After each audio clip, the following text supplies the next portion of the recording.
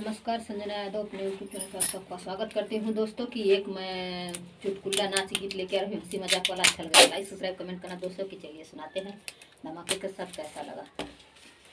भर दिहला पेट राजा बोलिया सुनाई के, भर दिहला पेट राजा बोलिया सुनाई के,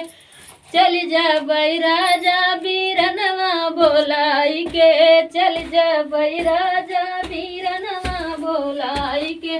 भर दिहला पेट राजा बोलिया सुनाई के, भर दिहला पेट राजा बोलिया सुनाई के,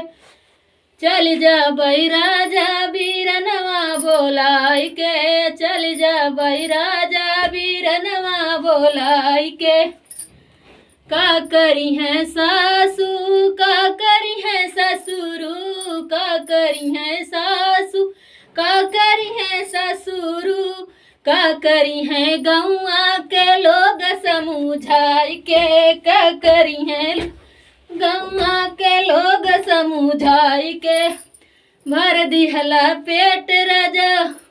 बोलिया सुनाई के, भर दिहला पेट राजा बोलिया सुनाई के, चल जा बई राजा बीरनवा बोलाई के, चल जा बई राजा बीरनवा बोलाई के, भर दिहला पेट राजा बोलिया सुनाई के, भर दिहला पेट राजा बोलिया सुनाई के, का करी है जेठ, का करी है जेठानी, का करी है जेठ, का करी है जेठानी, का करी है रान पड़ोसी समझाई के, का करी है रान पड़ोसी समझाई के, का करी है रान पड़ोसी समझाई के, भर दिहला पेट राजा बोलिया सुनाई के, भर दिहला पेट राजा बोलिया सुनाई के, का करी है देवर, का करी है देवरानी, का करी है देवर, का करी है देवरानी,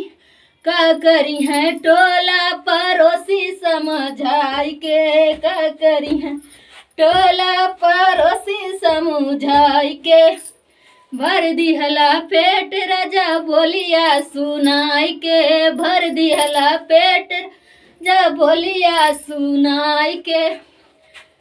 का करी है ननद, का करी है ननदोई, का करी है नात बात समझाई के, का करी है नात बात समझाई के, भर दिहला पेट राजा बोलिया सुनाई के, भर दिहला पेट राजा बोलिया सुनाई के। बाय बाय दोस्तों, फिर मिलते हैं।